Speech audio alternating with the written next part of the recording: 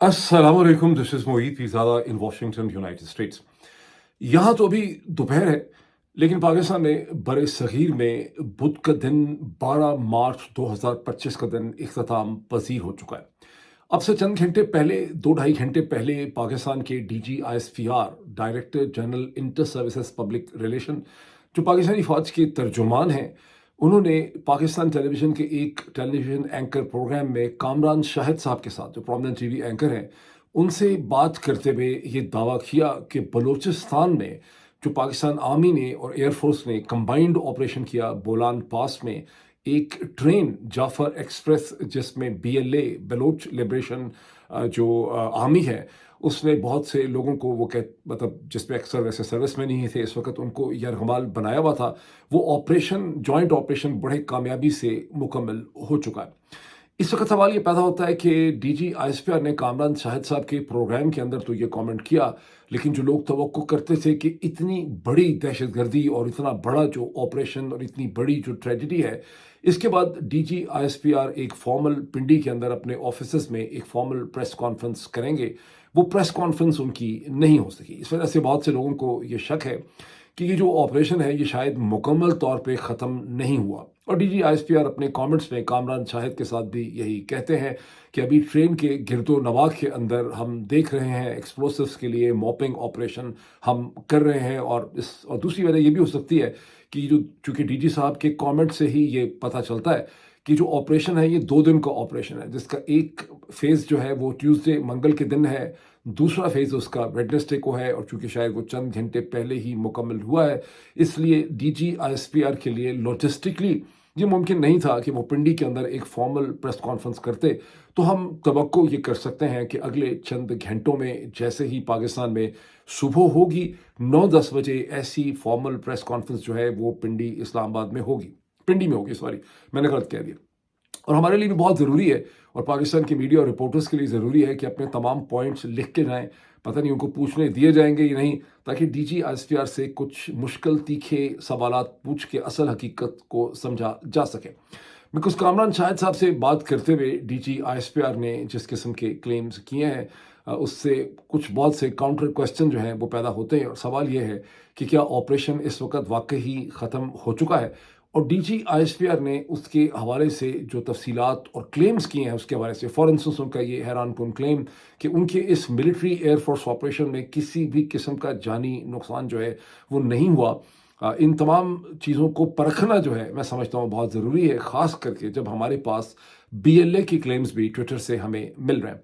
तो इन तमाम चीज़ों के हवाले से मेरे पास बहुत से फैक्ट्स और पॉइंट्स भी हैं, मेरे पास कुछ इंटरनल सोर्सेज से भी बहुत सी मेरे पास इंफॉर्मेशन है, और मेरे पास बीएलए के भी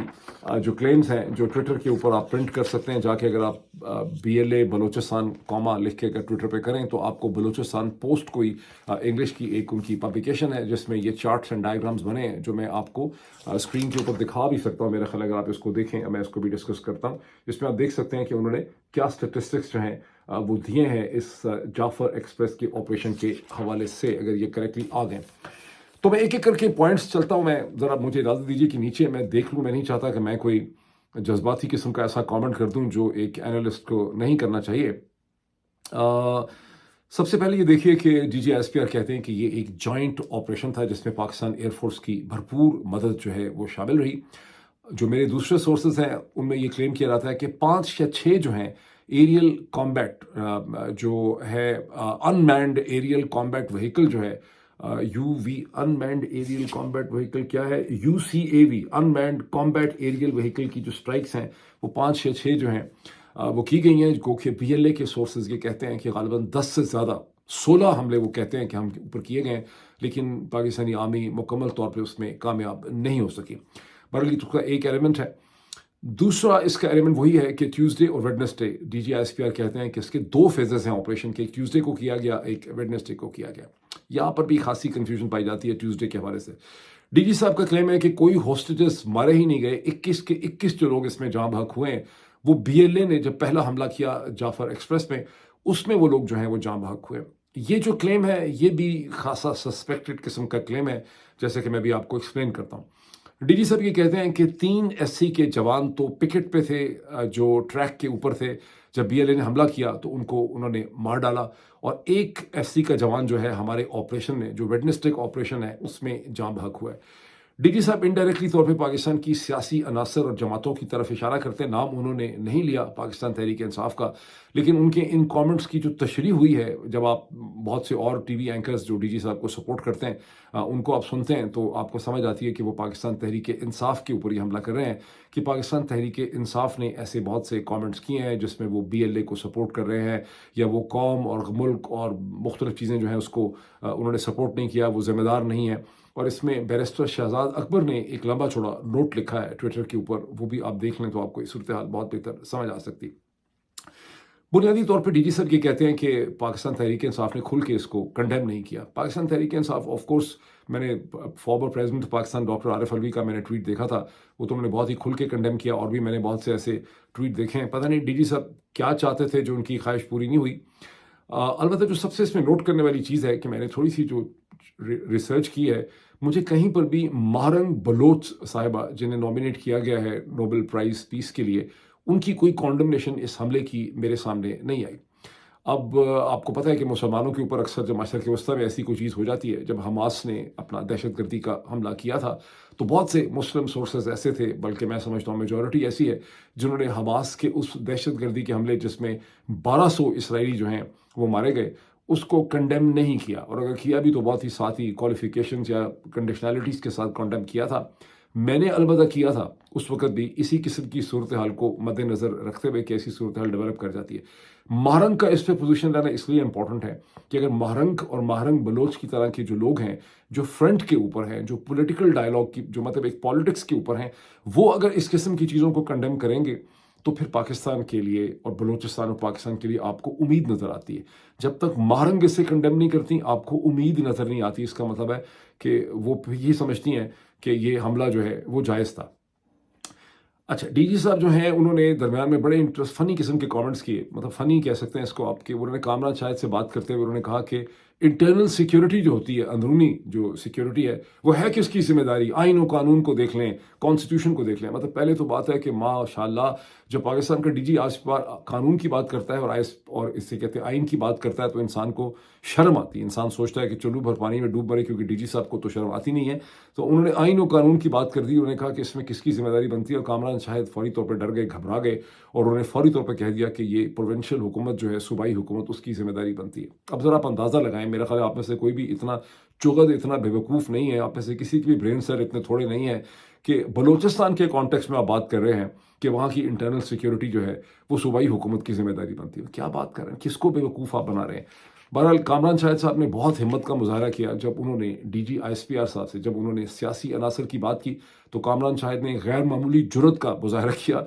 जब उन्होंने डीजी साहब से पूछा कि वो सियासी अनासर जो है वो ये भी कहते हैं कि चूँकि आपकी तमाम तर तवज्जो जो है वो उनके ऊपर, हकीकत ये आपका तमाम इंटेलिजेंस एपरेटस, तमाम के आपके आईएसआई पूरी की पूरी बेचारी जो है वो तो आपने लगा दी है पीटीआई के पीछे, जजों को कंट्रोल करने के लिए, मीडिया को कंट्रोल करने, सोशल मीडिया, वो कहते हैं कि तो आपकी तवज्जो नहीं है, इसलिए इस किस्म के वाक़यात होते हैं। उसमें डीजी आईएसपीआर जो है वो एक अजीबोगरीब किस्म की ज़हनी कैफियत में चले गए, जिसे पागलपनी कहा जा सकता है, जिसमें उन्होंने दरमियान में बड़े मुबहम किस्म के अल्फाज जो अपने तमाम तर माना खो चुके हुए हैं, the words have lost the meaning, जिसमें उन्होंने रियासत, कौम, मुल्क, वतन, शतन, इस किस्म की चीज़ों की बहुत सी उन्होंने यबड़ियाँ मारी, जिसका आजकल उनको एहसास ही नहीं है कि ये तमाम अल्फाज जो है उनके मुंह से तो खैर बिल्कुल ही अच्छे नहीं लगते, और ये अपने तमाम तर माना जो है वो खो चुके हैं। अब डीजी साहब के जो क्लेम्स हैं, सवाल ये पैदा होता है कि डीजी साहब के क्लेम्स हैं ये कितने क्रेडिबल हैं। डीजी आईएसपीआर का सबसे पहले हम देख लें कि कौन बंदा ये बात कर रहा है, किसने ये क्लेम किए हैं। डीजी आईएसपीआर साहब के माइंडसेट को आप इससे अंदाज़ा लगा सकते हैं कि डीजी आईएसपीआर उस निज़ाम को, शरीफ सरदारी आसिम निज़ाम के, शरीफ सरदारी आसिम जो सिस्टम या निज़ाम है, उसके ये स्पोक्स पर्सन है, जिसने, मैं जो आपके सामने बैठा हुआ हूँ, मेरी तरह साबिर शाकर, वजाहत सईद खान, आदिल राजा, हैदर मेहदी, कर्नल अकबर और पता नहीं कितने लोग जो बाहर बैठे हुए कमेंट करते हैं, और साबिर शाकर का, कि मैंने नाम मेरा ख्याल लिया है मैंने, तो हम सबको इन्होंने दहशतगर्द करार दिया हुआ है।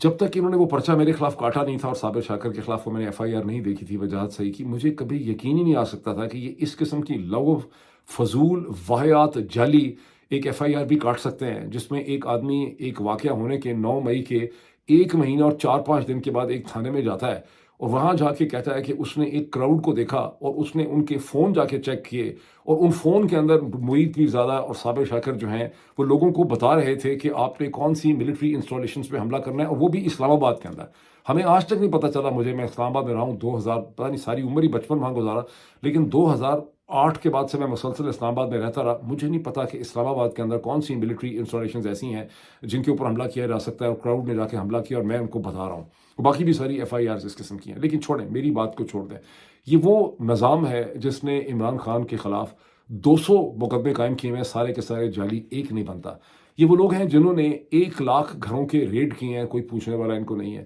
یہ وہ لوگ ہیں جنہوں نے شہید ارشد شریف کے قتل کی انویسٹیگیشن نہیں ہونے دی، اور وہ جو قاتل ہیں وہ انہی کی صفوں میں چھپے ہوئے ہیں۔ یہ وہ لوگ ہیں جنہوں نے عمران خان کے قتل کی انویسٹیگیشن آج تک نہیں ہوئی، قاتل انہی کے صفوں میں چھپے ہوئے ہیں۔ یہ وہ لوگ ہیں جنہوں نے May 9 کا ناٹک کیا، کئی لوگوں کو انہوں نے درجنوں لوگوں کو مار ڈالا، کوئی اس کی انویسٹیگیشن آج تک یہ نہیں ہونے دے رہے، کوئی اس پہ یہ جوڈیشل کمیشن سپریم کورٹ کا نہ بن سکا اس کے اوپر۔ یہ وہ لوگ ہیں جنہوں نے 26 نومبر 2024 کو پاکستانیوں کا اسلام آباد کے D چوک، خونی چوک کے آگے پیچھے قتل عام کیا، لاشیں انہوں نے چھپا لیں، اٹھا کے لے گئے، آج تک اس کے بارے میں کوئی بات ہی نہیں کرتے۔ DG ISPR کی کیا کریڈیبلٹی ہے؟ کیا DG ISPR کے کسی بھی لفظ، کسی بھی جملے، کسی بھی سٹیٹمنٹ کے اوپر کوئی بھی شخص جس کے دماغ کے دونوں حصے left and right cerebral hemisphere کام کرتے ہیں، کہ DG ISPR کی کسی بھی سٹیٹمنٹ کے اوپر کوئی ٹرسٹ کر سکتا ہے؟ اگر آپ میں سے کوئی ایسا ہے، اور ہوں گے آپ میں سے لوگ جن کو لگتا ہے کہ پاکستان کے DG ISPR سچ بول سکتا ہے، تو آپ کو ملٹی وائٹامنس کھانے چاہیے، B کمپلیکس وغیرہ پانی پینا چاہیے، دن رات اللہ سے دعا مانگنی چاہیے کہ اللہ آپ کے دماغی حالات اور آپ کی صحت جو ہے دماغی، اس کے اوپر کوئی مہربانی کرے تاکہ آپ کے نیورونل سرکٹ جو ہیں وہ کام کرنے لگ جائیں۔ DG صاحب، اچھا ویسے اس میں کوئی شک نہیں ہے کہ BLA نے جو کچھ کیا وہ دہشت گردی کے زمرے میں آتا ہے، وہ ہے ہی دہشت گرد تنظیم ہے، ملیٹنٹ ہے، اس میں تو کوئی سیکنڈ اوپینین ہو نہیں سکتی۔ لیکن جو فیکٹس انہوں نے شیئر کیے ہیں DG ISPR کے مقابلے میں، اس میں بہت زیادہ کریڈیبلٹی ہے۔ بدقسمتی سے مجھے یہ بڑے ہی افسوس کے ساتھ کہنا پڑتا ہے، یعنی چلو بھر پانی میں ڈوبنے کا مقام ہے کہ ایک انسٹیٹیوشنل کانگلومریٹ جو ہے، اس کا جو اسپوکس پرسن کہتا ہے اس کے فیکٹس آپ کو خاصے سسپیکٹ لگتے ہیں، اور دوسری طرف سے جو فیکٹس ایک دہشت گرد تنظیم دے رہی ہے اس میں آپ کو نسبتاً زیادہ کریڈیبلٹی جو ہے لگتی ہے۔ پہلی وجہ کیا ہے کہ BLA نے پہلے ہی کہہ دیا تھا، ہم نے دیکھا کہ پہلے گھنٹے کے اندر ہی، اچھا میں آپ کو فیکٹس ان کے دکھا دوں وہ زیادہ بہتر ہے۔ دیکھیں یہ فیکٹس یہ کہتے ہیں، بولان سیج جعفر ایکسپریس کی سٹیٹسٹک یہ کہتے ہیں کہ ٹوٹل، اب آپ دیکھیں پاکستان ریلوے میں کوئی کہتا ہے 400 لوگ تھے، کوئی کہتا ہے 500 لوگ تھے، کوئی کہتا ہے 460 لوگ تھے۔ میں پاکستان کی TV اینکرز کو بھی سنتا رہا ہوں، BLA والے سیدھا سیدھا کہہ رہے ہیں کہ 426 لوگ جو ہیں وہ ٹرین میں تھے۔ یہ اصل میں ریلوے کو بتانا چاہیے تھا، پتہ نہیں کس قسم کی ریلوے، وہ کہہ رہے ہیں 426 تھے، جس میں سویلین پیسنجر جو ریلیز کیا ہم نے پہلے گھنٹے میں آف دی ہائی جیکنگ وہ 212 ہیں۔ سرونگ آرمی پرسونل اس ٹرین کے اندر 214 تھے اکارڈنگ ٹو دی BLA۔ اچھا اس کو تقویت اس چیز سے ملتی ہے کہ پہلے گھنٹے میں ہی پاکستان آرمی سورسز کہتے ہیں کہ 70-72 لوگ انہوں نے پہلے گھنٹے میں ریلیز کر دیے تھے، لیکن وہ کہہ رہے ہیں 212 انہوں نے کر دیے تھے۔ لیکن مجھے سینس میری یہ ہے کہ جتنے بھی آدمی عورتیں بچے تھے وہ انہوں نے ریلیز کر دیے، اور انہوں نے ان کو ہاسٹیج رکھا جن پہ ان کو یہ شک تھا یا ان کے پاس ثبوت تھا کہ یہ فوج کے، یہ FC کے جوان ہیں جو چھٹی گزار کے واپس جا رہے ہیں۔ ہو سکتا ہے انہوں نے ان کی فیملیز کو بھی رکھا ہو، مجھے ظاہر ہے ٹھیک طرح سے، ظاہر ہے میں یہاں بیٹھا ہوں مجھے نہیں پتہ چل سکتا، لیکن جو اسٹیٹسٹیکل انالیسس آپ کے سامنے آتا ہے اس میں دہشت گرد تنظیم کی زیادہ کریڈیبلٹی نظر آ رہی ہے، اور جو دہشت گردی کے خلاف لڑنے والی یعنی آرگنائزیشن ہے اس کی کریڈیبلٹی آپ کو زیادہ سسپیکٹ نظر آ رہی ہے۔ Trust is a very important issue in winning the wars, in winning the larger picture. اگر آپ دیکھیں تو اس میں ٹرسٹ ایک بہت امپورٹنٹ چیز ان کا کہنا، اور ظاہر ہم نے بہت سی ایویڈنس بھی دیکھی ہے کہ انہوں نے لوگوں کو چھوڑ دیا تھا۔ ٹھیک، اب 40 ملٹری پرسنل وہ کہتے ہیں کہ ہلاک ہوئے ہیں پہلے 24 گھنٹے کے بعد۔ یہ جو رپورٹ ہے یہ 24 گھنٹے کے بعد انہوں نے ایشو کی ہے، اس لیے کہ 20 کا انہوں نے پہلے دعویٰ کر دیا تھا۔ DG ISPR کہتے ہیں کہ 21 لوگ شروع میں مارے گئے۔ یہ دونوں فگرز خاصا ایک دوسرے کے ساتھ میچ کرتے ہیں۔ وہ کہتے ہیں سبسیکوئنٹلی 24 گھنٹے میں جو آپریشنز ہوئے ہیں اس میں 40 ملٹری پرسنل ہلاک ہوئے ہیں، 150 وہ کہتے ہیں کہ آرمی ہوسٹیجز تھے تقریباً 24 گھنٹے کے بعد۔ اب یہاں پہ جو کروشل کویسچن ہے کہ جب آپ نے، اور وہ کہتے ہیں کہ جو ہوسٹیجز، کلڈ ہوسٹیجز پرسنل جو ہیں، اچھا یہ بھی امپورٹنٹ پوائنٹ ہے کہ وہ کہتے ہیں کہ ہوسٹیجز پرسنل میں سے بھی 60 جو ہیں وہ مارے گئے ہیں۔ DG صاحب کہتے ہیں کہ ٹوٹل 21 ہوسٹیجز جو ہیں وہ مارے گئے ہیں، باقی سب کو ہم نے آزاد کر لیا ہے۔ اور جو آرمی کے سورسز سے مجھے پتہ چلا وہاں یہ کلیم کیا گیا کہ 346 جو ہیں، میں اس میں سے آپ کو مزید کنفرم کر دوں کہ جو آرمی سورسز ہمیں کہتے ہیں کہ ٹوٹل ریسکیوڈ 346، 168 لاسٹ نائٹ یعنی ٹیوزڈے کو، اینڈ 178 ریسکیوڈ ٹوڈے ٹوٹل۔ اچھا یہ انٹرنل قسم کی مطلب چیزیں ہیں جو ظاہر D G I S P R کے ساتھ میچ بھی کرتی ہیں نہیں بھی کرتی، اور وہاں پر بھی ہے کہ ٹوٹل دہشت گرد جو مارے گئے ہیں وہ 32 سے 35 ہیں۔ زرار ٹیم کا اس میں بہت زیادہ رول ہے، ایس ایس ٹی کا رول ہے، سنائپرز کا اس کے اندر رول ہے، لیکن میں ساتھ ساتھ آپ کو دونوں فیکٹ دیتا رہا۔ 16 جو 60 ہوسٹیجز کی بات کہیں نہیں ہو رہی، نہ D G S P R نے کی ہے، نہ آرمی کے انٹرنل سورسز کہہ رہے ہیں، وہ کہہ رہے ہیں ریلیز کر لیے ہیں، لیکن پھر اگر 426 تھے تو ظاہر ہے یہ نمبر اکاؤنٹ فور نہیں ہو رہا۔ According to B L A sources 16 attacks کیے ہیں پاکستان کی آرمی سورسز نے ٹو ٹیک اوور، اور اس میں ان کو مکمل کامیابی نہیں ہوئی۔ 16 میں کیا سارے کے سارے ایریل کامبیٹ وہیکلز یوز کیے گئے ہیں یا اس کے اندر نان ایریل بھی تھے؟ یہ بھی امپورٹنٹ چیز ہے، ٹھیک ہے۔ وہ کہتے ہیں کہ ہمارے 3 فائٹرز جو ہیں اس میں مارے گئے ہیں، ظاہر ہے اس میں بی ایل اے والے جھوٹ بول رہے ہیں، ان کا بہت زیادہ لاس اس میں ہوا ہوگا، اور آرمی کی جو سورسز ہیں جیسے D G S P R کہتے ہیں اس میں خاصی حقیقت آپ کو نظر آتی ہے کہ ان کا بھی بہت زیادہ لاس جو ہے اس میں ہوا ہوگا۔ جب D G S P R کی کہتے ہیں کہ اس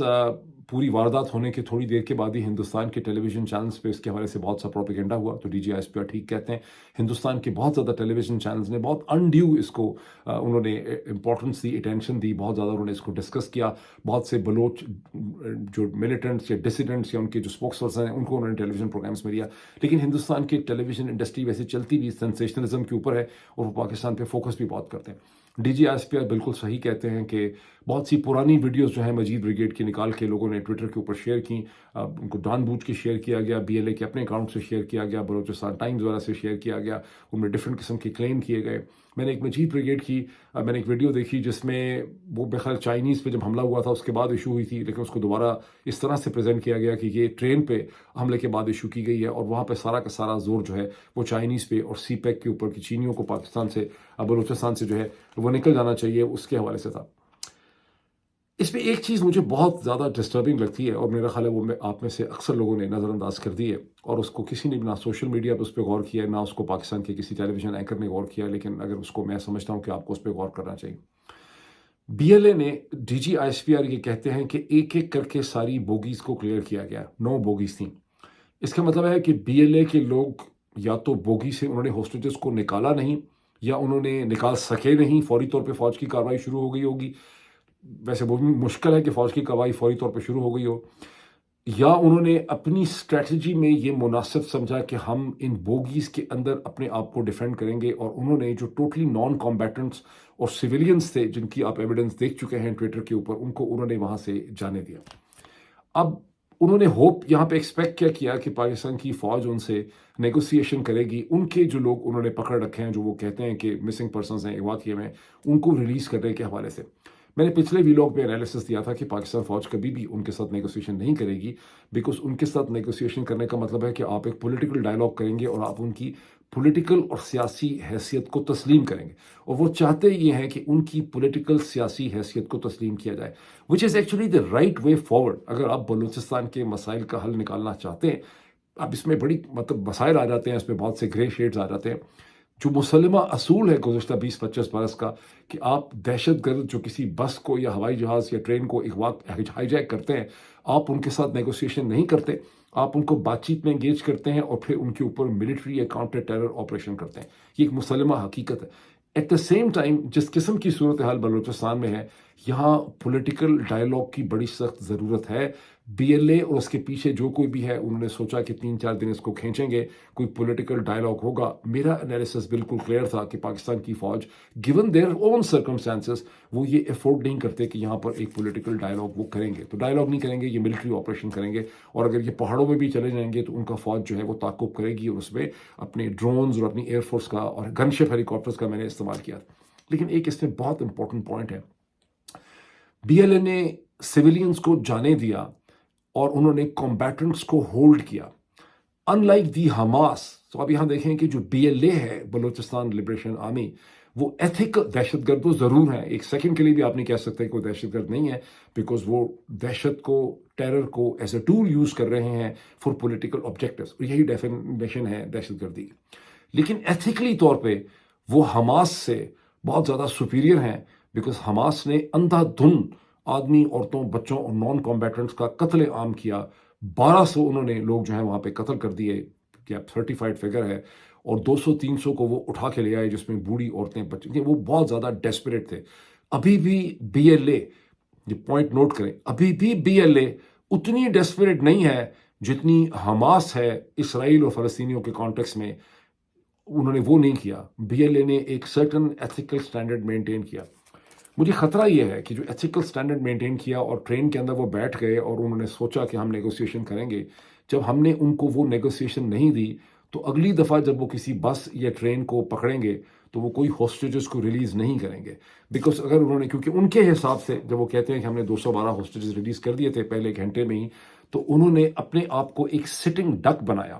اب بی ایل اے کے ٹویٹر ہینڈلز کے اوپر یہ کلیم لکھا جا رہا ہے اس میں کہ پاکستان کی فوج دنیا کی واحد فوج ہے جو اپنے سپاہیوں یا سولجرز کے لیے نیگوسیشن نہیں کرتی، بلکہ ان کے اوپر ملٹری آپریشن کرتی ہے چھڑانے کے لیے. ہم نے دیکھا کہ اسرائیلی اپنے ایک سولجر اور اپنے ایک ہوسٹیج کے لیے نیگوسیشن کرتے ہیں. اس دفعہ وہ اتنے ڈیسپریٹ تھے کہ انہوں نے اندھا دھند بومبنگ ضرور کی غازہ میں، لیکن اس میں سے بائی اینڈ لارج ان کو اپنے ہوسٹیجز کو مارنے کے لیے نہیں انہوں نے کی. وہ ہوسٹیجز انہوں نے ٹنلز میں رکھے ہوئے تھے، لیکن جنرلی امریکی ہوں، اسرائیلی ہوں، یورپینز ہوں، وہ اپنے سپاہیوں کے اور لوگوں کے لیے مہینوں سالوں تک وہ ان کی نیگوسیشن کرتے ہیں.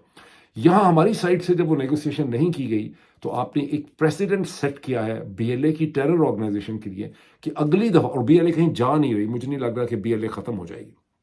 اس کا مطلب ہے کہ اگلی دفعہ جب انہوں نے ہوسٹیج ٹیکنگ کی تو وہ پھر سویلینز کو بھی ریلیز نہیں کریں گے اور ان کو وہ بنا کے رکھیں گے ہیومن شیلڈ کے طور پر. ویسے پاکستان کے ٹیلی ویژن چینلز میں D G I S P R کو اور سورسز کو کوٹ کر کے کہا جا رہا ہے کہ انہوں نے ہیومن شیلڈز رکھی تھیں، لیکن جو انالیسس ہے سرکمسٹانسز کا، اس سے ایسا لگتا ہے کہ جھوٹ بولا جا رہا ہے. انہوں نے ہیومن شیلڈز نہیں ہولڈ کی، انہوں نے پوٹینشیل کمبیٹنٹس جو سروس مین تھے ان کو انہوں نے ہولڈ کیا. یہ ایک امپورٹنٹ پوائنٹ آف ڈفرینسیشن ہے جس کو سمجھے بغیر ہم اس تلخ، مشکل، تکلیف دہ جو ہسٹری ہے پاکستان کی، اس سے آگے نہیں نکل سکتے. اور میں فرملی بلیو کرتا ہوں کہ بلوچستان بلانگس ٹو پاکستان. اسی لیے میں بار بار کہتا ہوں کہ مارنگ بلوچ کو اسے کنڈیم کرنا چاہیے، تاکہ ہم تمام لوگ جو ہیں، جو اب سمجھتے ہیں کہ زیادتی ہوئی، بلوچستان کے ساتھ ظلم ہوا، ہم مارنگ بلوچ کے پیچھے کھڑے ہو سکیں. جب مارنگ بلوچ اس کو کنڈیم نہیں کرتی یہ ٹیررزم کو، تو پھر پاکستان کے مستقبل سے خاصی مایوسی ہمیں بلوچستان کے کانٹیکس میں ہونے لگ جاتی ہے. اچھا، اس میں یہ جو کلیم ہے ڈی جی صاحب کا کہ کوئی لاس آف لائف آپریشن میں ہوا ہی نہیں، یہ بہت غیر معمولی ہے. کوئی اچھی فلم بھی بنائیں اگر آپ ہالی ووڈ کی، اور اس قسم کا آپریشن آپ ایک ٹرین کے اوپر کریں، جس طرح سے بھی کریں،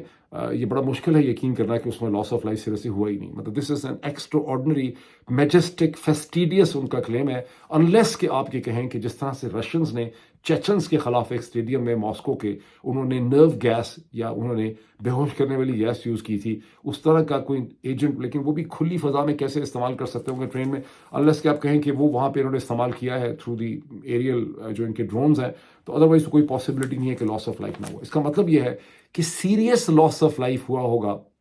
آف دی 100+ ہوسٹیج جو ان کے پاس تھے. اور D G I S P R کا جس قسم کا سلسلہ ہے جنرل شریف صاحب کا، اسے کبھی بھی ایڈمٹ نہیں کیا جائے گا اور اسے چھپایا جائے گا. ٹھیک، یہ ہوگی اس کی ایک صورتحال. اب اس کا وے فارورڈ جو ہے وہ کیا بنتا ہے؟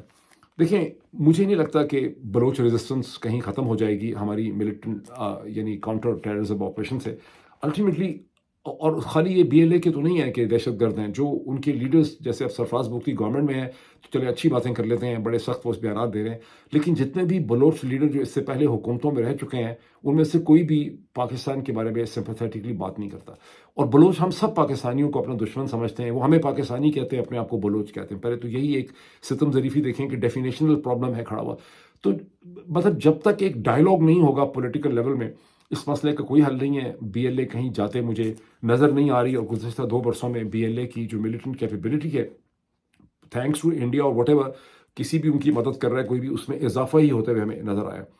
تو میں نے چند مہینے پہلے وجاہت سعید خان صاحب نے ایک بلوچ ڈسیڈنٹ لیڈر کا، جو میرا خیال ہے یورپ میں یا کہیں پہ تھے، ان کا ایک انٹرویو تھوڑا سا میں نے دیکھا تھا، جس میں انہوں نے یہ کہا کہ ان سے پوچھا وجاہت سعید خان نے کہ اس کا حل کیسے ہو سکتا ہے آخر جو صورتحال ہے جو میں نے بھی آپ کے سامنے بھی ڈسکرائب کی ہے. تو انہوں نے کہا کہ اگر عمران خان کی طرح کا لیڈر جو ہے، عمران خان اگر پرائم منسٹر بنتا ہے تو اس کے اوپر بلوچ جو ہے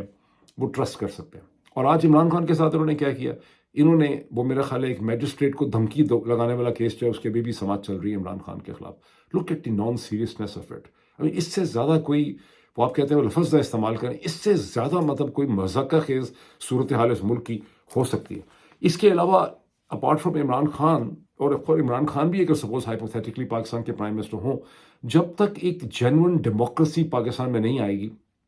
اور وہ بہت سیریسلی بلوچستان کے ایشو پہ نیگوسیشن نہیں کرے گی، اور نیگوسیشن از دا وے فارورڈ. اس میں تھرڈ ایلیمنٹ بھی کوئی ہو سکتا ہے جو پاکستان سے باہر کی کوئی حکومت ہو. دو حکومتیں میرے ذہن میں تین حکومتیں پوٹینشلی میرے ذہن میں آتی ہیں، لیکن دو بہت ریلیونٹ ہوئی، تین چار آتی ہیں میرے ذہن میں. ایک میرے ذہن میں آتی ہے عمان کی حکومت، ایک میرے ذہن میں آتی ہے متحدہ عرب امارات کی حکومت، ایک میرے ذہن میں آتی ہے قطر کی حکومت، ایک میرے ذہن میں آتی ہے ترکی کی حکومت. اس کی وجہ کہ یہ وہ حکومتیں ہیں متحدہ عرب امارات، قطر اور ترکی، جو انٹرنیشنل نیگوسیشنز کے اندر اسپیشلائز کرتے ہیں، اور ان کا بڑا ایکسپیرینس ہے کہ آپ نے ایسے کمبیٹنٹس کے درمیان میں جو آپس میں بات نہیں کر سکتے، کیسے آپ نے ان کے درمیان میں چینلز اور کمیونیکیشن کھولنے ہیں اور ٹرسٹ کو آپ نے بحال کرنا، بیکاز یہاں trust is a principal issue. Oman اس لیے امپورٹنٹ ہے، کوائٹ کانٹریری جو مجید بریگیڈ کی اسٹیٹمنٹس ہیں یا بی ایل اے کے لوگ کہتے ہیں یا بلوچ کہتے ہیں، گوادر پاکستان نے 1950s میں یا 48-49 میں عمان سے پرچیز کیا تھا. یہ سلطنت عمان کا حصہ تھا گزشتہ 200-250 برس سے. اور عمان کے ایمبیسڈر نے ایک ڈنر میں مجھے بتایا تھا کہ کیسے برٹن نے، اس وقت پاکستان بہت ہی کلوز تھا، یو کین انڈرسٹینڈ برٹن کا ایسٹ تھا پاکستان، تو برٹش گورنمنٹ نے، ابھی ان کا اثر و رسوخ اتنا تھا مشرق وسطیٰ میں، انہوں نے عمان کے اوپر neck breaking, according to the ambassador, neck breaking pressure ڈالا. عمان گوادر کو، پاکستان کو سیل نہیں کرنا چاہتا تھا، لیکن پاکستان نے لیٹ 40s میں یا 50s میں عمان سے گوادر کو خریدا تھا. Oman also becomes important in that potential negotiation between the Pakistani governments and between the Baloch people. Otherwise کوئی اس کا حل جو ہے وہ نہیں ہے. اصل ایشو جو یہاں پہ ہے وہ یہ ہے کہ ٹرسٹ بالکل بھی نہیں ہے. جب ایک سائڈ کا ٹرسٹ ہی ختم ہو جائے، جیسے کہ میں نے آؤٹ آف دا وے جا کے آپ کے سامنے رکھا کہ ڈی جی آئی اسپیئر جو ہیں، جس قسم کے یہ نظام کو ریپرزینٹ کرتے ہیں، اس کا کیا ٹرسٹ ہے کسی کے سامنے. تو بہرحال ابھی اتنا ہی، پھر آپ سے ملاقات ہوتی ہے. Thank you.